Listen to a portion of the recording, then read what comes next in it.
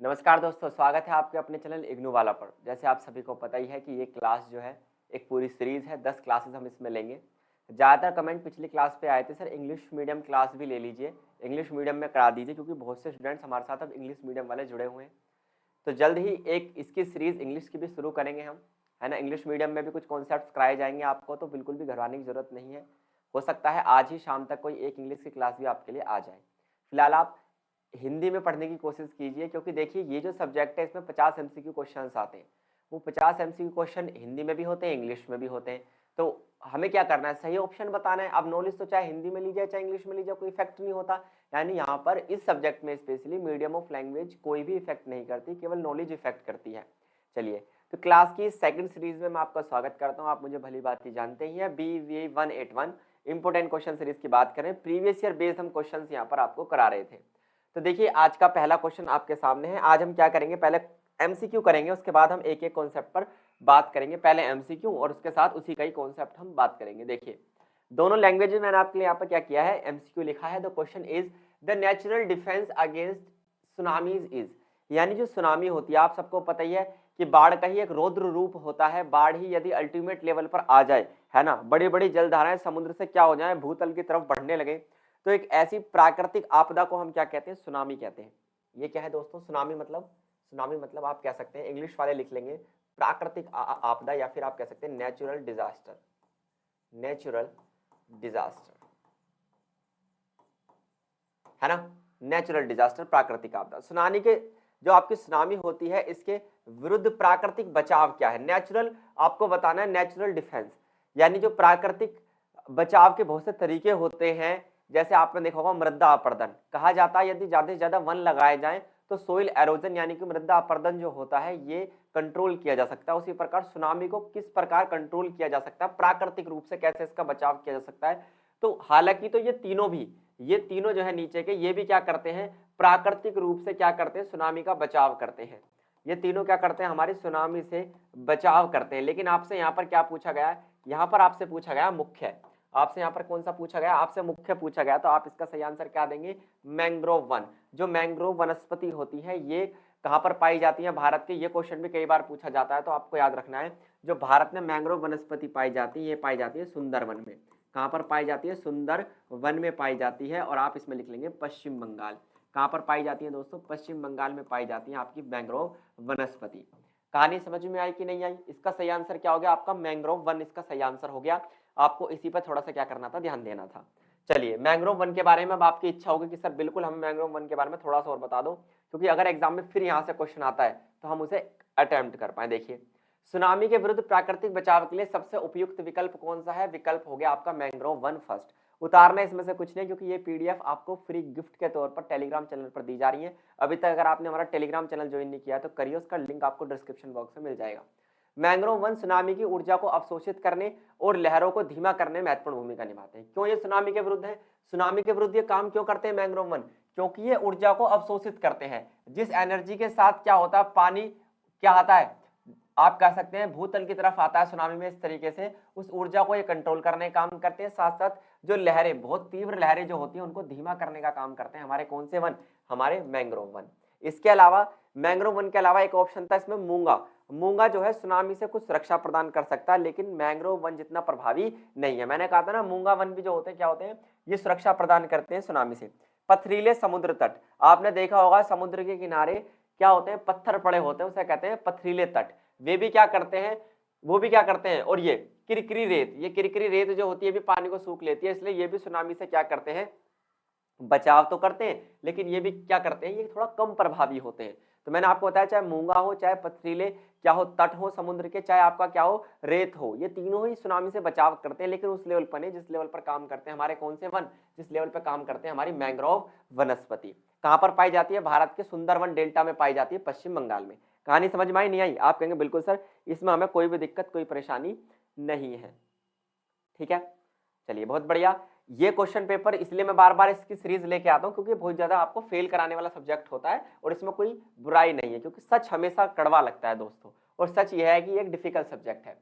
Tsunami से बचाव के लिए मैंग्रोव वन क्यों महत्वपूर्ण है, इसको लेकर कुछ क्वेश्चंस आपसे एग्जाम में पूछे जा सकते हैं। जैसे मैंग्रोव वन कैसे होते हैं, घने होते हैं और गहरे होते हैं।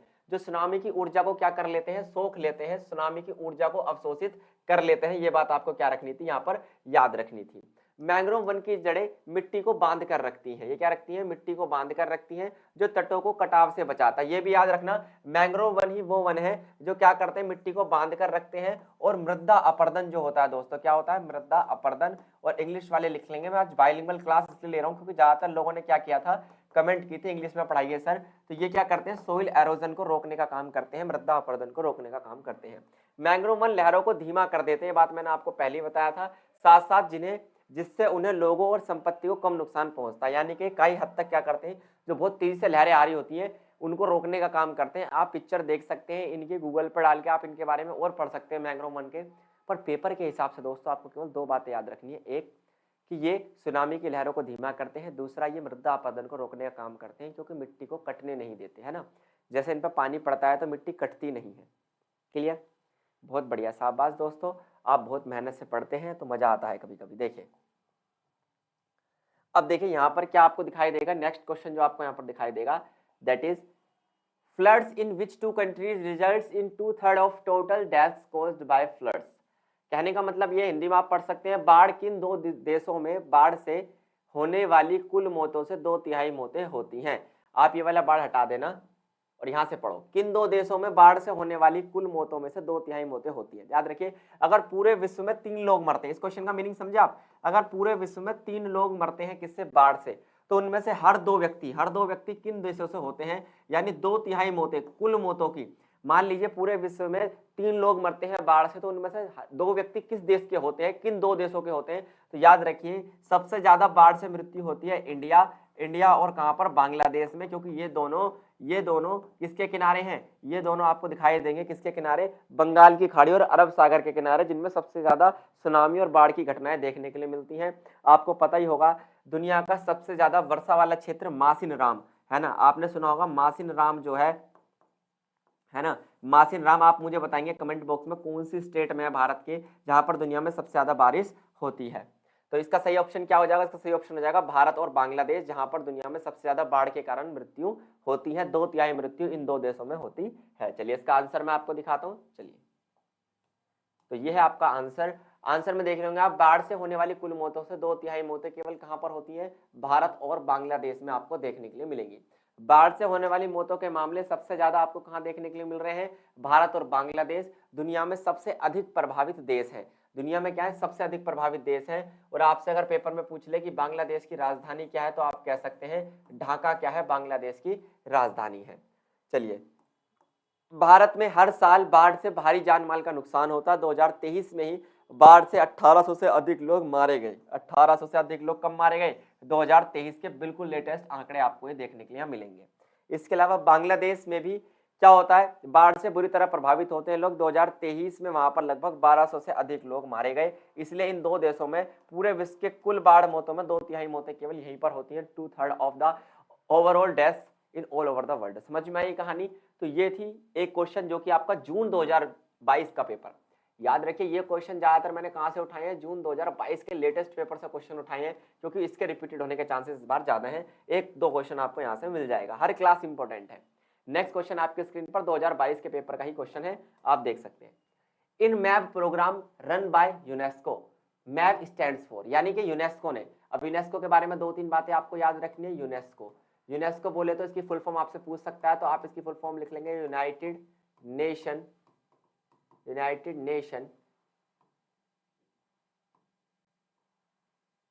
Educational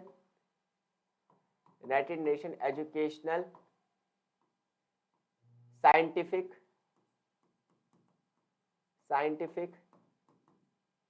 and Cultural Organization. ठीक है दोस्तों, ये इसकी हो गई क्या फुल फॉर्म। पूरी दुनिया में आपने सुना होगा विश्व विरासत स्थल है ना, वर्ल्ड हेरिटेज साइट्स कौन डिटरमाइन करता है, यही डिटरमाइन करता है। वर्ल्ड हेरिटेज साइट्स जो पूरी दुनिया में बनाई जाती हैं वो कौन बनाता है, यही बनाता है। ठीक है, अभी हाल फिलहाल में सबसे नई जो वर्ल्ड हेरिटेज साइट इसने बनाई थी वो क्या है, धोलावीरा। याद रखना, धोलावीरा इसने साइट बनाई थी जो कि क्या है, एक हड़प्पा स्थल है। क्या है दोस्तों, एक क्या है आपका हड़प्पा स्थल है। आपसे पूछ सकता है ये हड़प्पा स्थल कहाँ पाया जाता है, भारत के कौन से इलाके में, तो आपको याद रखना धोलावीरा इज इन गुजरात। ठीक है, चलिए तो आप देख रहे हैं इसमें इसने एक प्रोग्राम चलाया यूनेस्को ने जिसका इसने नाम रखा मैप, और मैप की फुल फॉर्म आपसे पेपर में पूछी है। तो मैप की फुल फॉर्म क्या है दोस्तों, मैन एंड बायोस्फीयर। क्या क्या फुल फॉर्म है, मैन एंड बायोस्फीयर। क्या किया था इसने, कार्यक्रम चलाया था। तो ऑप्शन कौन सा इसका सही हो जाएगा बताओ, मानव जाति, मैनकाइंड और बायोस्फीयर, या फिर मैन एंड द बायोस्फीयर। आपको सही ऑप्शन इसमें से बताना है कमेंट बॉक्स में। चलिए मैं आपको इसका एक्सप्लेनेशन दिखाता हूं, तब तक आप इसे कमेंट कीजिए। चलिए तो आप देख रहे हैं मैन एंड बायोस्फीयर ऑप्शन सही है इसका। तीसरा सही आंसर है इसका मनुष्य और जीव मंडल।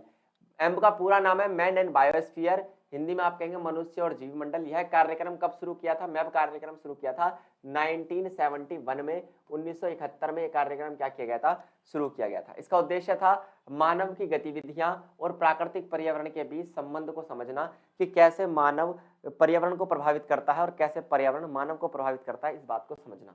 मैप कार्यक्रम के मुख्य लक्ष्य क्या थे, जीव मंडल के बारे में वैज्ञानिक ज्ञान को बढ़ावा देना, यानी कि सबसे इसका पहला तो उद्देश्य यही था कि बायोस्फीयर को समझना। अब आप तो बायोस्फीयर को समझ चुके हैं क्योंकि मैंने कल की क्लास में आपको बायोस्फीयर बताया था। अभी तक अगर आपने क्लास फर्स्ट नहीं देखी तो जाके देखिए। ठीक है, इसके अलावा ये लोग क्या करते हैं, मैप कार्यक्रम के तहत मानव गतियों पर्यावरण के बीच में क्या दोस्तों, संबंधों को समझने की कोशिश करते हैं। जो मानव गतिविधियां होती हैं, ह्यूमन एक्टिविटीज होती हैं, और नेचुरल हमारा एनवायरनमेंट है, उनके बीच में कैसा संबंध है, कैसे ह्यूमन किसको प्रभावित करता है, एनवायरनमेंट को प्रभावित करता है, और कैसे एनवायरनमेंट ह्यूमन को प्रभावित करता है, इसे हम कहते हैं क्या, आपका मैप कार्यक्रम। सतत विकास को बढ़ावा देने के लिए चलाया गया था आपका कौन सा, मैप कार्यक्रम। और सतत विकास से रिलेटेड मैंने आपको बताई थी कौन सी रिपोर्ट है आपकी, ब्रुटलैंड रिपोर्ट जो है आपकी किससे रिलेटेड है, सतत विकास से रिलेटेड है, ये बात मैंने आपको बताई थी। साथ साथ इस रिपोर्ट को किसने जारी किया था, WCED, world commission for environment and development, इसने इस रिपोर्ट को क्या किया था, लॉन्च किया था। चलिए कमेंट बॉक्स में बता दो, अगर आपने कल वाली क्लास ली है तो बताओ कमेंट बॉक्स में कि WCED के अध्यक्ष कौन थे, है ना, कौन थी, चलो इतना हिंट मैंने आपको दे दिया। नेक्स्ट क्वेश्चन, ये भी जून 2023 के पेपर का सवाल है। चलिए इसको देखते हैं, बताइए जल्दी इसका आंसर, कमेंट बॉक्स में बताइए इसका आंसर। उम्मीद है आपको साफ साफ ये दिखाई दे रहा होगा। चलिए थोड़ा सा इसको डार्क कर देते हैं ताकि आपको और क्लियरिटी के साथ दिखाई देने लगे। चलिए तो क्वेश्चन है, the discipline of public health was stabilised in Europe after. Europe में सार्वजनिक स्वास्थ्य का अनुशासन कब स्थापित किया गया था, यह क्वेश्चन आपसे पूछा है कि यूरोप में कब लोगों के सार्वजनिक स्वास्थ्य का अनुशासन। मैं इसका मतलब आपको बता देता हूं, जैसे यूरोप के अंदर पब्लिक हेल्थ के बारे में कब नियम बनाया गया, किसके बारे में दोस्तों, पब्लिक हेल्थ के बारे में। आपको पता है जैसे भारत में क्या हुआ, कोरोना वायरस आया, कोविड-19 आया, तो उसका सबसे ज्यादा इफेक्ट किस पे पड़ा, लोगों पर पड़ा, सार्वजनिक स्वास्थ्य पर पड़ा। किस पर पड़ा, सार्वजनिक स्वास्थ्य पर इसका सबसे ज्यादा क्या पड़ा, प्रभाव पड़ा। तो उसी को ध्यान में रखते हुए यूरोप में पहली बार कब कार्यक्रम चलाया गया, ये आपसे पूछा है। तो इसका सही ऑप्शन क्या होने वाला आपके लिए, 1742 में चलाया गया आपका कौन सा कार्यक्रम, सार्वजनिक स्वास्थ्य कार्यक्रम। कहां पर चला, यूरोप में। इससे रिलेटेड कई क्वेश्चन एग्जाम में फिर आ सकते हैं, तो क्यों ना हम इसके बारे में पूरा डीपली रिसर्च करते हैं। देखिए यूरोप में सार्वजनिक स्वास्थ्य का अनुशासन कब चला, 1742 में स्थापित किया गया। 1742 में से किसने स्थापित किया, उसका नाम क्या था, ये सब आपसे पूछा जाएगा। तो याद रखो 1742 में से जॉन प्रिंगल ने क्या किया था, इसकी स्टार्टिंग की थी, नाम रखा था observations on the disease of the army, सेना की बीमारियों का अवलोकन। क्योंकि याद रखिए सार्वजनिक स्वास्थ्य प्रोग्राम स्पेशली किसको टारगेट कर रहा था, यूरोप की आर्मी को टारगेट कर रहा था, क्योंकि उस समय आर्मी में बहुत ज्यादा बीमारियां फैल रही थी। जो सार्वजनिक स्वास्थ्य के महत्व पर कार्य करता है, ये लोगों को समझाता है कार्यक्रम कि सार्वजनिक स्वास्थ्य क्या है, लोगों में कौन कौन सी बीमारियां हैं। इस कार्य ने सेना में स्वास्थ्य और स्वच्छता की स्थिति में सुधार करने की मदद की। मैंने कहा था ना, इस कार्यक्रम का मेन टारगेट कौन था, आर्मी। पब्लिक का तो केवल इसमें नाम दिया गया, लेकिन आर्मी में स्वास्थ्य को देखना था। 1742 में जॉन हेल ने एक एस्से लिखा, an essay on public health, है ना, क्या लिखा था, एक एस्से लिखा था, an essay on public health, जिसमें उन्होंने ये कहा था कि स्वास्थ्य पर एक महत्वपूर्ण कार्य करना है। इस कार्य ने क्या किया, सार्वजनिक स्वास्थ्य के महत्व को और बेहतर बनाया। याद रखिए जॉन प्रिंगल ने ये कार्यक्रम क्यों शुरू किया था, इसी रिपोर्ट के बाद। ये एक तरीके की रिपोर्ट थी, एक तरीके का एस्से था, इसी रिपोर्ट के बाद ये कार्यक्रम शुरू किया गया था। इस व्यक्ति का नाम आपको याद रखना है, ये रिपोर्ट आपको याद रखनी है, observation of disease of the army. ये भी आपसे पूछ सकता है कि यूरोप में जो सार्वजनिक स्वास्थ्य का अनुशासन हुआ था उसका टारगेट क्या था, तो याद रखो उसका टारगेट था आपका आर्मी। समझ में आई कहानी। आप कहेंगे बिल्कुल सर, मेहनत से पढ़ा रहे हैं तो लाइक जरूर करें, ज्यादा से ज्यादा हमें शेयर करें अपने इग्नू के व्हाट्सएप ग्रुप्स में।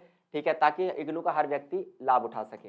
नेक्स्ट क्वेश्चन की तरफ हम चलते हैं। आपसे पूछा गया identify the following types of food chain. Food chain आपको पता ही है, खाद्य श्रृंखला जिसे हम कहते हैं, कई तरीके की आपके बुक में दी गई है। ये क्वेश्चन आपका जून 2022 के पेपर में आया है। कब आया, आप ब्रैकेट में लिख सकते हैं, ये क्वेश्चन आपका आया है जून 2022 के पेपर में।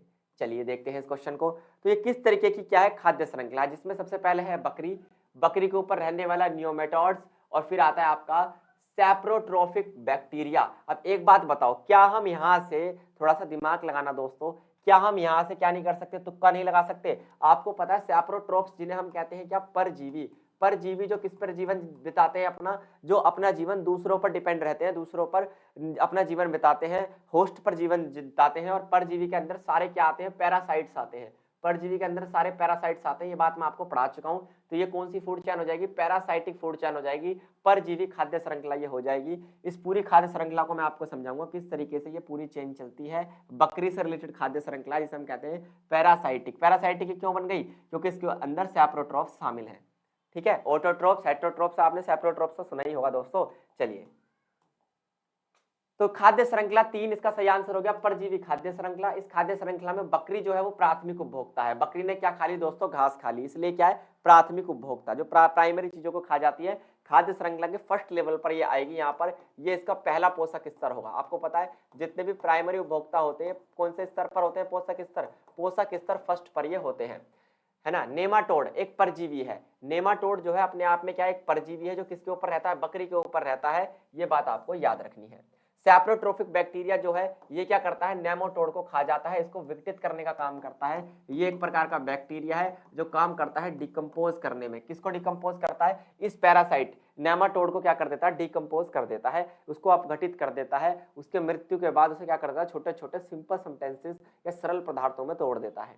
इस खाद्य श्रृंखला में ऊर्जा का प्रवाह इस प्रकार होता है। देखो कैसे होता है ऊर्जा का प्रवाह, इसे समझने की कोशिश करना, कैसे खाद्य श्रृंखला चली है ना। देखो बकरी क्या करती है, घास और अन्य पौधों को खाकर ऊर्जा प्राप्त कर लेती है, ठीक है। नेमाटोड बकरी से अपनी ऊर्जा प्राप्त कर लेता है। भाई फूड चेन अपने आप में क्या करती है, ट्रांसफर ऑफ एनर्जी। आपने लो पढ़ा होगा ऊर्जा का संरक्षण अधिनियम। ऊर्जा को ना तो बनाया जा सकता है, ना ही ऊर्जा को समाप्त किया जा सकता है। ऊर्जा को केवल क्या किया जा सकता है, हस्तांतरित किया जा सकता है। तो उसी प्रकार बकरी ने घास का अपने अंदर ऊर्जा बनाई, उसी में से कुछ ऊर्जा का उपभोग कर लिया किसी नेमाटोड ने।